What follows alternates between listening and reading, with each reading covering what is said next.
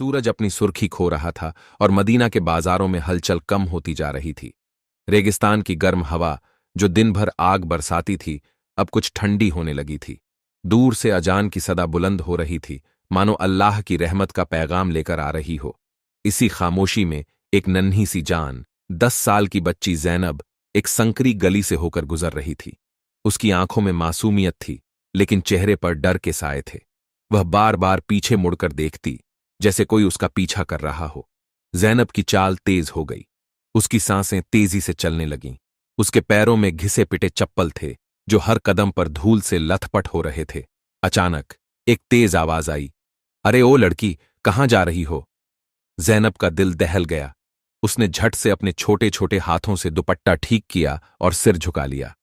सामने एक मोटे ताजिर व्यापारी खड़ा था।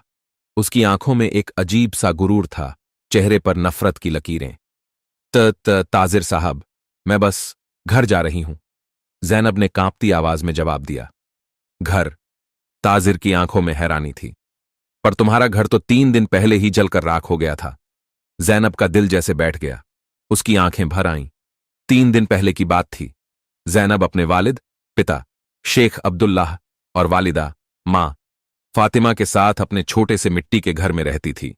उसका घर भले ही मामूली था, लेकिन वहां सुकून और मोहब्बत बसती थी। शेख अब्दुल्लाह एक गरीब दर्जी थे, जो दिन भर मेहनत करते और जो भी हलाल रोजी कमाते, उसी से घर का गुजारा चलता। लेकिन तकदीर को शायद कुछ और ही मंजूर था। उस रात जब पूरा इलाका गहरी नींद में था, तभी एक भयानक हादसा हुआ। जैनब अपने मां बाप के साथ सो रही थी कि अचानक घर में आग लग गई। अल्लाहू अकबर, बचाओ, आग लग गई! चीख पुकार मच गई। शेख अब्दुल्लाह ने फौरन जैनब को गोद में उठाया और फातिमा का हाथ पकड़कर दरवाजे की तरफ भागे। लेकिन आग बहुत तेजी से फैल चुकी थी। धुआं हर तरफ फैल रहा था। अल्लाह रहम करे, फातिमा, जल्दी निकलो! शेख अब्दुल्लाह चिल्लाए। फातिमा भी भाग रही थी, लेकिन तभी अम्मी! जैनब की चीख गूंज उठी।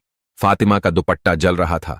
उसने घबराकर उसे खींचा, लेकिन तब तक बहुत देर हो चुकी थी। अल्लाहू अकबर, मेरी अम्मी! शेख अब्दुल्लाह ने जैनब को घर से बाहर धकेला और फातिमा को बचाने के लिए दौड़े, लेकिन आग ने सब कुछ घेर लिया। जैनब बाहर खड़ी रो रही थी, लेकिन किसी ने उसे रोक लिया। बेटी, तुम अंदर नहीं जा सकती। पड़ोसी बुजुर्ग उसे पकड़े हुए थे। अगले ही पल घर की छत ढह गई। शेख अब्दुल्लाह और फातिमा अंदर ही रह गए। सुबह तक आग बुझ चुकी थी, लेकिन जैनब का घर राख में तब्दील हो चुका था। उसके मां बाप की लाशें भी नहीं मिलीं। वह एकदम तन्हा रह गई थी। अब वह न कोई सहारा था, न कोई घर। पड़ोसियों ने थोड़ी मदद की, लेकिन कोई उसे अपने घर में रखने को तैयार नहीं था। वह अब अनाथ थी, एक बेसहारा बच्ची। अब वह सड़कों पर भीख मांगने लगी। कभी किसी दरवेश की निगाह उस पर रहम खाती, तो कभी कोई राहगीर उसे रोटी का टुकड़ा दे देता। लेकिन दुनिया इतनी रहमदिल नहीं थी। जैनब एक मासूम बच्ची थी, और इस बेरहम दुनिया में मासूमियत अक्सर खतरे में होती है। उस रात जब जैनब एक उजाड़ गली में बैठी थी, तभी 2 परछाइयां उसके करीब आईं। ओ छोटी बच्ची, इतनी रात को यहां क्या कर रही हो? एक दरिंदे की आवाज थी। जैनब ने डर कर देखा। 2 अजनबी आदमी उसे घूर रहे थे। उनकी आंखों में अजीब सी चमक थी। मैं जा रही हूं। उसने उठने की कोशिश की, लेकिन तभी उनमें से एक ने उसका हाथ पकड़ लिया। इतनी जल्दी क्यों गुड़िया? उसने गलीज हंसी हंसते हुए कहा। जैनब की सांसें तेज हो गईं। वह छूटने की कोशिश करने लगी, लेकिन वे दोनों बहुत ताकतवर थे।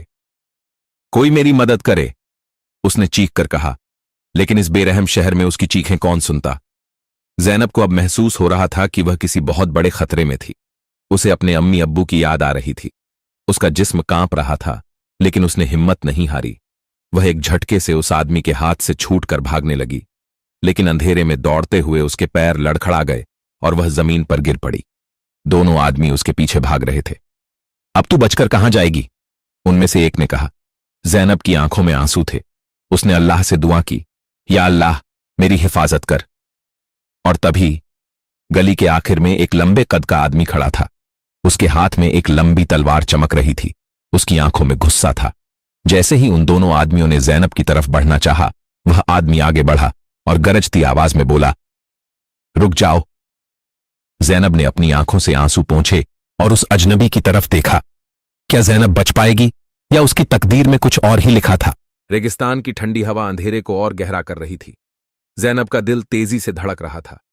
वह जमीन पर गिरी हुई थी और उसके सामने दो हैवान खड़े थे, लेकिन जैसे ही उन्होंने आगे बढ़ने की कोशिश की, वह रहस्यमयी आदमी तलवार लिए उनके सामने आ खड़ा हुआ। रुक जाओ! उसकी आवाज रेगिस्तान के खामोश माहौल में गूंज उठी। दोनों बदमाश ठिठक गए। वे एक दूसरे की तरफ देखने लगे। ये बच्ची हमारी है, तू बीच में मत पड़। उनमें से एक आदमी ने हिम्मत दिखाने की कोशिश की, लेकिन तलवार वाले आदमी ने गुस्से से उनकी तरफ देखा और तलवार उनकी गर्दन के पास कर दी। अगर एक कदम भी आगे बढ़ाया तो गर्दन उड़ा दूंगा। दोनों की हालत खराब हो गई। वे समझ गए कि यह आदमी कोई मामूली इंसान नहीं है।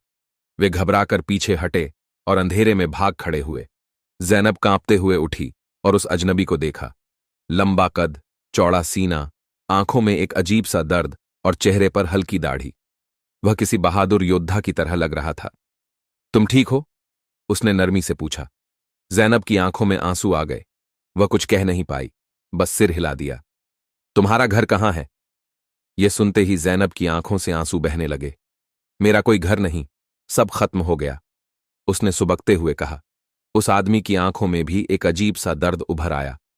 चलो मेरे साथ, तुम अब अकेली नहीं हो। जैनब डर रही थी, लेकिन इस आदमी की आंखों में एक अजीब सी सच्चाई थी। उसने अपने आंसू पोंछे और धीरे धीरे उसके पीछे चल पड़ी। वे रेगिस्तान की सूनसान गलियों से होते हुए आगे बढ़े।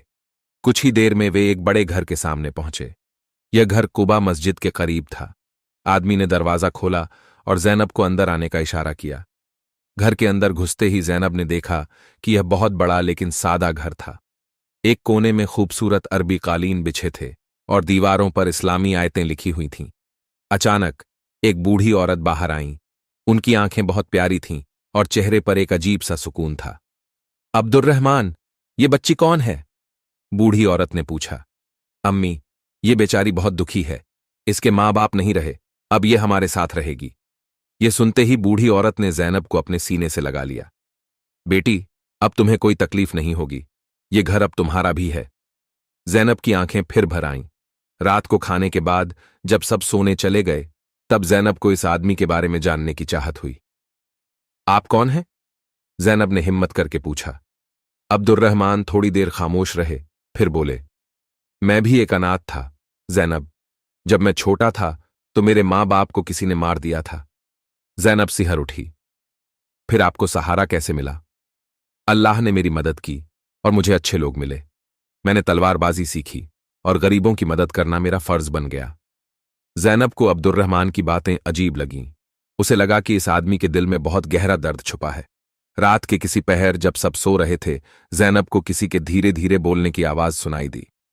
हमें अब्दुर्रहमान को रोकना होगा, वरना बहुत खून बहेगा। जैनब चौंक गई। ये आवाज घर के बाहर से आ रही थी। अगर उसने हमें पहचान लिया तो वो हमें मार डालेगा। जैनब का दिल जोर जोर से धड़कने लगा। उसे समझ में नहीं आ रहा था कि ये कौन लोग थे और वे अब्दुर्रहमान के बारे में ऐसा क्यों कह रहे थे। रात की स्याही मदीना की गलियों को अपनी आगोश में ले चुकी थी। हर तरफ सन्नाटा था, लेकिन जैनब का दिल किसी अनहोनी की आहट से कांप रहा था। वह धीरे धीरे बिस्तर से उठी और दरवाजे के पास जाकर सुनी। अगर अब्दुर्रहमान जिंदा रहा तो हमारा राज खुल जाएगा। ये सुनते ही जैनब के बदन में झुरझुरी दौड़ गई। वह सांस रोककर दरवाजे के छोटे से सुराख से बाहर देखने लगी। दो काले लिबास वाले आदमी वहां खड़े थे। उनकी आंखें चील की तरह चमक रही थीं। हमें आज ही उसे खत्म कर देना चाहिए, दूसरा आदमी गुर्राया। जैनब का जिस्म कांप गया। उसने सोचा कि अब्दुर्रहमान को उठाकर बता दे, लेकिन तभी दोनों आदमी गली की अंधेरी गलियों में गायब हो गए। या अल्लाह, ये लोग कौन थे? सुबह फज्र की अजान के साथ ही जैनब की आंख खुली। उसका दिल बहुत बेचैन था। उसने फौरन वुजू किया और नमाज पढ़ने के बाद अब्दुर्रहमान को बताने का फैसला किया। अब्दुर्रहमान घर के आंगन में तलवार की प्रैक्टिस कर रहे थे। उनकी हर हरकत में एक सिपाही की तरह चुस्ती थी। भैया, मुझे आपसे एक जरूरी बात करनी है। अब्दुर्रहमान ने अपनी तलवार नीचे रखी और जैनब की तरफ देखा। क्या हुआ जैनब? जैनब ने पूरी रात की बात बता दी। अब्दुर्रहमान की आंखों में एक अजीब सा गुस्सा और दर्द झलकने लगा। तो वे आ गए। उन्होंने गहरी सांस ली। भैया, ये लोग कौन थे? जैनब ने हिम्मत करके पूछा।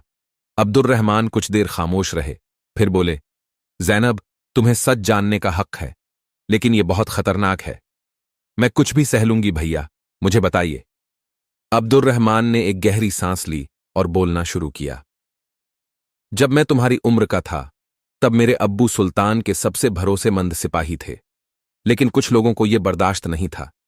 उन्होंने मेरे अब्बू पर झूठा इल्जाम लगाकर उन्हें कत्ल करवा दिया। मेरी अम्मी इस गम को सहन नहीं कर पाईं और चल बसीं। जैनब की आंखें भर आईं। उसके बाद मैंने कसम खाई कि मैं इन जालिमों से बदला लूंगा। मैंने तलवार चलानी सीखी और धीरे धीरे उनके गुनाहों का पर्दाफाश करने लगा। लेकिन वे लोग अब भी ताकतवर हैं और मुझे मारना चाहते हैं। जैनब को अब समझ आ रहा था कि वे लोग कौन थे। भैया, क्या वे लोग आपको मार देंगे? जब तक मेरी सांस चलेगी, मैं किसी जालिम को नहीं छोड़ूंगा। रात का वक्त था। जैनब बिस्तर पर लेटी थी, लेकिन उसकी आंखों में नींद नहीं थी। उसे अब्दुर्रहमान की फिक्र हो रही थी। अचानक धड़ाम, दरवाजा जोर से खुला और 4 नकाबपोश अंदर घुसे। उनके हाथों में तलवारें थीं। अब्दुर्रहमान, आज तेरा खेल खत्म, उनमें से एक चिल्लाया। अब्दुर्रहमान बिजली की तरह उछले और अपनी तलवार निकाल ली। तलवारें आपस में टकराने लगीं। अब्दुर्रहमान अकेले चारों से लड़ रहे थे, लेकिन वे बहुत चालाकी से वार कर रहे थे। जैनब एक कोने में दुबकी हुई थी। अचानक एक हमलावर ने पीछे से वार किया। भैया, पीछे! लेकिन बहुत देर हो चुकी थी। तलवार अब्दुर्रहमान के कंधे में गहरी उतर चुकी थी। आह! जैनब की चीख निकल गई। अब्दुर्रहमान घुटनों के बल गिर पड़े। जैनब ने जल्दी से एक जलता हुआ दिया उठाया और एक हमलावर के चेहरे पर फेंक दिया। आग! आग! वह चिल्लाने लगा। इसका फायदा उठाकर अब्दुर्रहमान ने आखिरी ताकत जुटाई और अपनी तलवार चला दी। 2 हमलावर गिर पड़े, लेकिन बाकी 2 भाग निकले।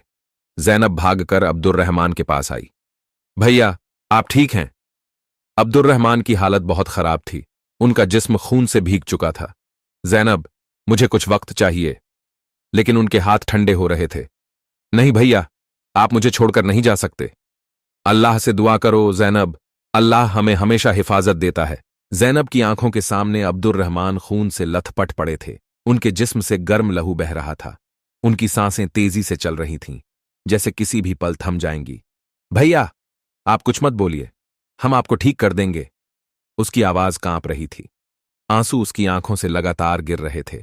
अब्दुर्रहमान ने मुश्किल से अपनी आंखें खोलीं। उनके चेहरे पर हल्की सी मुस्कान आई। जैनब, रो मत, अल्लाह पर भरोसा रखो। लेकिन जैनब के लिए यह सब्र का वक्त नहीं था। वह दौड़कर घर के अंदर गई और एक साफ कपड़ा निकालकर उनके जख्मों पर रखने लगी। अल्लाह, मेरे भाई को बचा ले। अब्दुर्रहमान ने कांपते हुए अपना हाथ जेब में डाला और एक पुरानी चिट्ठी निकाली। जैनब, यह लो, इसे अपने पास रखो। अगर मुझे कुछ हो जाए तो इसे सुल्तान तक पहुंचा देना। जैनब ने कांपते हाथों से चिट्ठी ली। भैया, ऐसा मत कहिए, आप ठीक हो जाएंगे। लेकिन अब्दुर्रहमान की आंखें धीरे धीरे बंद हो रही थीं। तभी दरवाजे पर किसी के तेजी से दौड़ने की आवाज आई। जैनब घबरा गई। या अल्लाह, दुश्मन फिर आ गए। लेकिन जब दरवाजा खुला तो एक बूढ़े आदमी को देखकर जैनब चौंक गई। वह अब्दुर्रहमान के करीबी दोस्त हाफिज उमर थे। बेटी, जल्दी करो, हमें इन्हें हकीम के पास ले जाना होगा। जैनब ने झटपट अब्दुर्रहमान को सहारा दिया और उमर साहब के साथ मिलकर उन्हें ऊंट पर बैठाया। वे तेजी से हकीम साहब के पास पहुंचे। हकीम साहब ने उनका इलाज शुरू किया, लेकिन उनका चेहरा गंभीर था। जख्म बहुत गहरे हैं। हमने कोशिश की, लेकिन शायद अब वक्त आ गया है। जैनब का दिल धड़क उठा। नहीं, ऐसा मत कहिए। अब्दुर्रहमान ने धीरे से अपनी आंखें खोलीं। उनका चेहरा पीला पड़ चुका था। जैनब, मेरे बाद मजलूमों की मदद करना, किसी पर जुल्म मत होने देना। जैनब सुबकने लगी। और इस चिट्ठी को सुल्तान तक जरूर पहुंचाना। इतना कहकर उनकी आंखें धीरे धीरे बंद हो गईं। भैया! जैनब की चीख रेगिस्तान की खामोशी को चीर गई। अब्दुर्रहमान की शहादत के बाद जैनब ने अपने आंसू पोंछे और कसम खाई कि वह उनकी आखिरी ख्वाहिश पूरी करेगी। हाफिज उमर की मदद से वह दरबार पहुंची और सुल्तान को चिट्ठी सौंपी। सुल्तान ने जब चिट्ठी पढ़ी तो उनके चेहरे पर गुस्से और अफसोस की मिलीजुली भावनाएं उभर आईं। हमने एक नेक इंसान खो दिया, लेकिन अब इंसाफ होगा। सुल्तान ने फौरन हुक्म दिया कि उन जालिमों को पकड़कर सजा दी जाए। एक एक करके सभी दोषी गिरफ्तार हुए। जैनब ने जब ये सुना तो उसकी आंखों में आंसू थे। भैया, आपका खून बेकार नहीं गया। सुल्तान ने जैनब को अपने संरक्षण में ले लिया। उसे पढ़ाया लिखाया गया और वह बड़ी होकर मजलूमों की हिफाजत करने लगी। अब्दुर्रहमान की शहादत एक नई रोशनी बन गई। अल्लाह के हर फैसले में भलाई है। जैनब ने एक दिन कुबा मस्जिद में जाकर दुआ की, या अल्लाह, तूने मुझसे मेरा भाई ले लिया, लेकिन मुझे एक मकसद दिया। मुझे इतना सब्र दे कि मैं हमेशा इंसाफ के रास्ते पर चलूं। उसकी आंखों से आंसू गिरते रहे, लेकिन अब उनमें कमजोरी नहीं बल्कि हिम्मत थी। आज की वीडियो में बस इतना ही। वीडियो अच्छा लगा तो वीडियो को लाइक कर दो और अपने दोस्तों को शेयर कर दो, और ऐसे ही वीडियो देखने के लिए सब्सक्राइब करें ताकि आपको सभी नए वीडियो की जानकारी मिलती रहे।